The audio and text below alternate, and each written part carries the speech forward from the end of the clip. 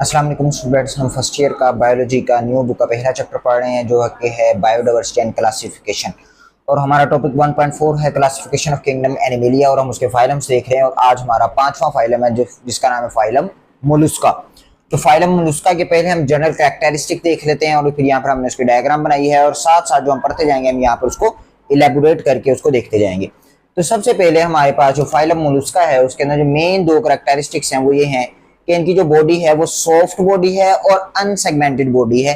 जिस तरह हम प्रीवियस लेक्चर्स के अंदर भी पढ़ते आ रहे हैं कि अनसेगमेंटेड बॉडी से क्या मुराद है और सॉफ्ट बॉडी से क्या मुराद है, तो बिल्कुल वही चीजें जो हम पीछे पढ़ के आ रहे हैं। तो इनकी बॉडी अनसेगमेंटेड है और सॉफ्ट बॉडी है।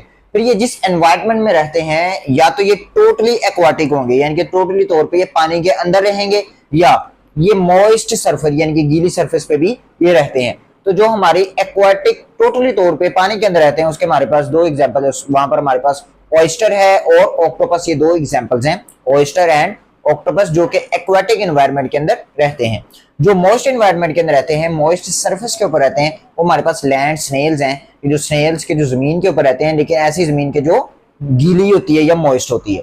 तो यहाँ पर हमारे पास इसके कैरेक्टरिस्टिक्स आ गए। उसके बाद हमारे पास बात आती है ट्रिप्लोब्लास्टिक की। तो हम यहाँ पे पहले भी प्रीवियस लेक्चर्स के अंदर बात कर चुके हैं कि ब्लास्टिक से क्या मुराद होता है कि जब ड्यूरिंग एम्ब्रियोनिक स्टेज, जब एम्ब्रियो बन रहा होता है और डेवलपमेंटल स्टेजेस चल रही होती हैं तो उसके अंदर लेयर्स बनती हैं। तो यहाँ पर कितनी लेयर्स बनेगी? यहाँ पे 3 लेयर्स बनेगी और हम पहले भी इसकी बात कर चुके हैं कि वो एक्टोडर्म, मीजोडर्म और एंडोडर्म होती हैं। तो ये 3 लेयर्स जो हैं इसके अंदर भी बनेंगे, जिस हमने प्रीवियस लेक्चर के अंदर भी इसकी बात की है। उसके बाद बाइलेटरल सिमेट्री।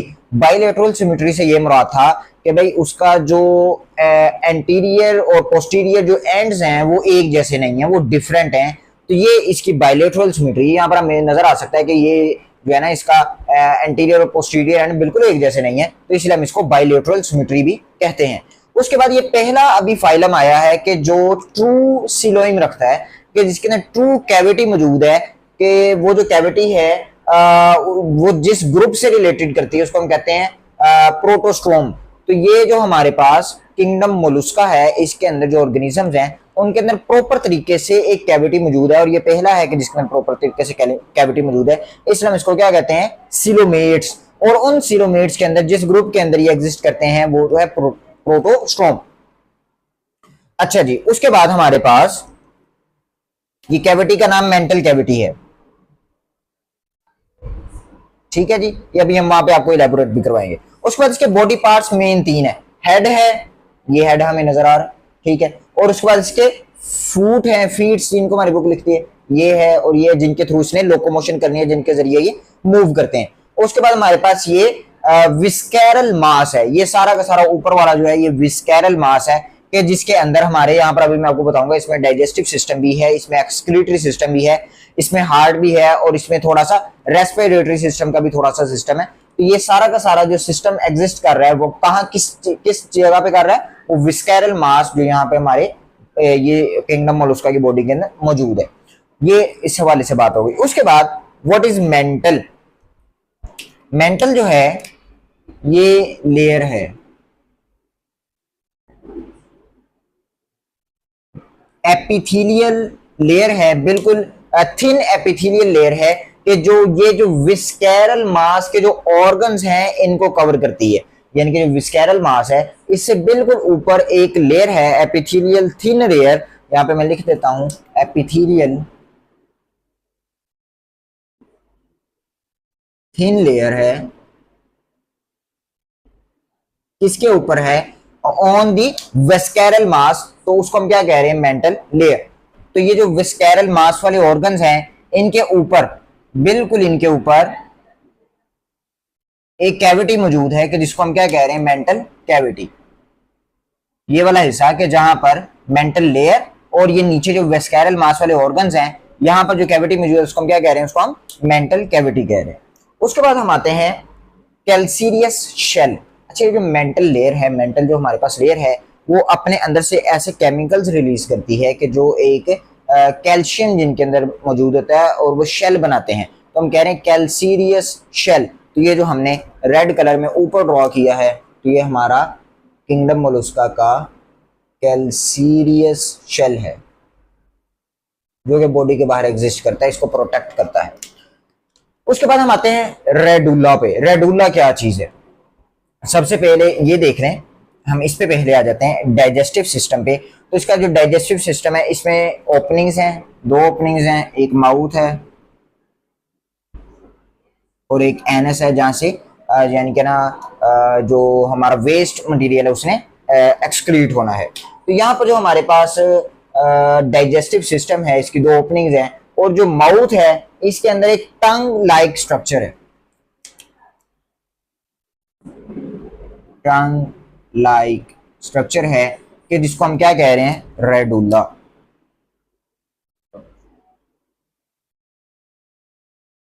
तो रेडुला एक टंग लाइक स्ट्रक्चर है जो इसके जो है ना वो माउथ के अंदर एग्जिस्ट करता है। ये जो रेडुला स्ट्रक्चर है ये तमाम मोलस्का के अंदर मौजूद होता है, सिवाय एक्सेप्ट बाइवाल्विया। ये इनके एक स्पीशी का नाम है। इसके अंदर ये टंग लाइक स्ट्रक्चर रेडुला नहीं होता, बाकी तमाम के तमाम मोलस्का के अंदर ये मौजूद होगा। उसके बाद हम बात करते हैं open type blood circulatory system, यानी कि इसके अंदर कोई वेन्स नहीं होंगी, कोई यहाँ पर जो है ना आर्टरियोल्स नहीं है, कोई सिस्टम नहीं है।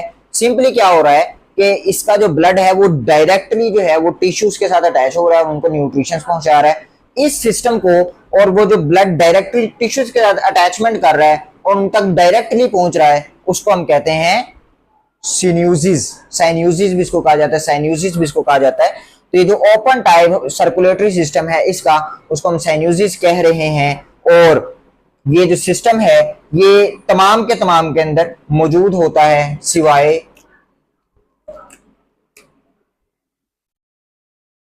एक्सेप्ट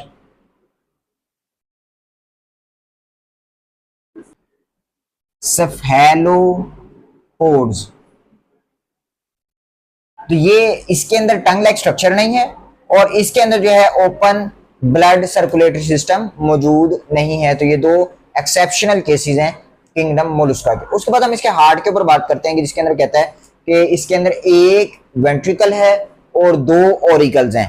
तो ये तीन चैम्बर्स के ऊपर मुश्तमिल इसका हार्ट होता है और जो हार्ट है वो ये एग्जिस्ट कर रहा है। ये तो इसके अंदर क्या क्या मौजूद है? एक वेंट्रिकल है और दो ओरिकल्स इसके अंदर मौजूद हैं। उसके बाद हम बात करते हैं इसके डाइजेस्टिव सिस्टम के ऊपर। वो हमने अभी आपको पहले भी बता दिया कि यहाँ पर जो है ना इसकी ये टंग लाइक स्ट्रक्चर है और उसके बाद जो है ना ये इसका स्टमक है जहां पे डाइजेशन होनी है।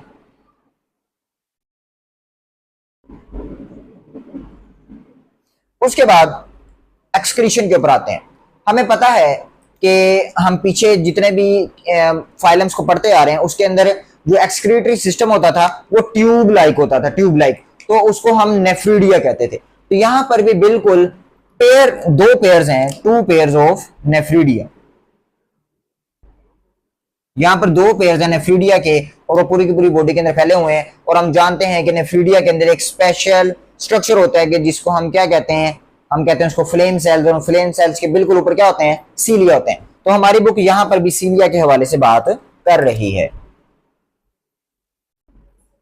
सीलिया के हवाले से क्या बात होती है यहाँ पर कि यहाँ पर ये जो हमारा ये जो सिस्टम है, ये जो सारी की सारी कैविटी है, यहाँ पे जो टिश्यूज हैं और टिश्यूज तक कौन पहुंच रहा है? साइन्यूसिस पहुंच रहा है, यानी कि ब्लड पहुंच रहा है। और वो कोई वेन्स नहीं है, वो डायरेक्टली टिश्यूज तक पहुंच रहा है। और ये जो टिश्यूज तक पहुंच रहा है, यहाँ पर जो ट्यूब लाइक स्ट्रक्चर है वो एब्जॉर्ब करता है किस चीज को? वो वेस्ट मटेरियल को एब्जॉर्ब करता है और वो इस कैविटी के अंदर आ जाता है। वेस्ट कौन से वाला? Excretory waste. तो यहां पर वो वेस्ट यानी इस कैविटी के अंदर आ रहा है, किसके थ्रू? इन सीलियस के थ्रू। ये सीलियस उनको एब्जॉर्ब करते हैं और वो ट्यूब्स जो यहाँ पर मौजूद हैं वो इनके अंदर ये ट्यूब्स हैं और वो यहाँ पर आना शुरू हो जाता है। और ये जो है इसकी ये ओपनिंग है कि ये किसकी ओपनिंग है जी? ये नेफ्रीडिया की ओपनिंग।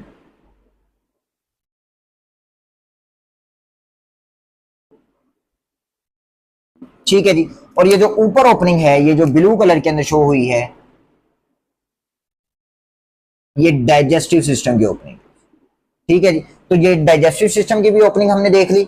स्टमक, माउथ से शुरू होता है, डाइजेस्टिव सिस्टम स्टमक आता है, और जो ना ब्लड जो है इसकी न्यूट्रिशन को पूरी की पूरी बॉडी में फैलाता है, किस सिस्टम के थ्रू, साइनोसिस सिस्टम के थ्रू। और फिर साइनोसिस सिस्टम जो है इसके थ्रू जो है सीलिया जो है वो किसका, एक्सक्रीशन वाले सिस्टम का, ट्यूब्यूल्स का, वो सारा का सारा एब्जॉर्ब करता है, इस कैविटी के अंदर वेस्ट आता है, और फिर यहाँ से इस पोर के जरिए से, जो नेफ्रीडिया का पोर है, जो ओपनिंग है, उसके जरिए से इसको एक्सक्रीट कर दिया जाता है, बाहर निकाल दिया जाता है।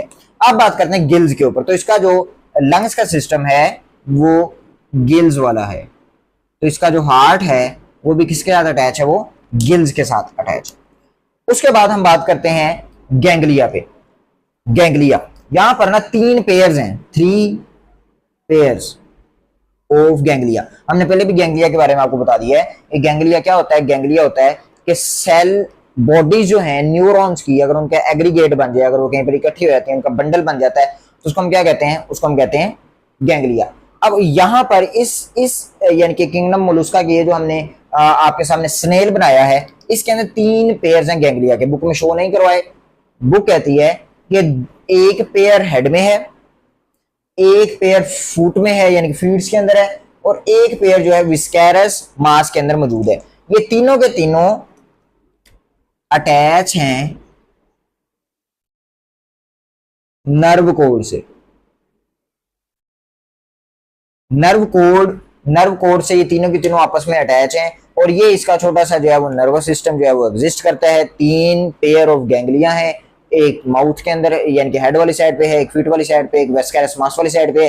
तीनों के तीनों अटैच हुए हैं नर्व कोड्स के जरिए से।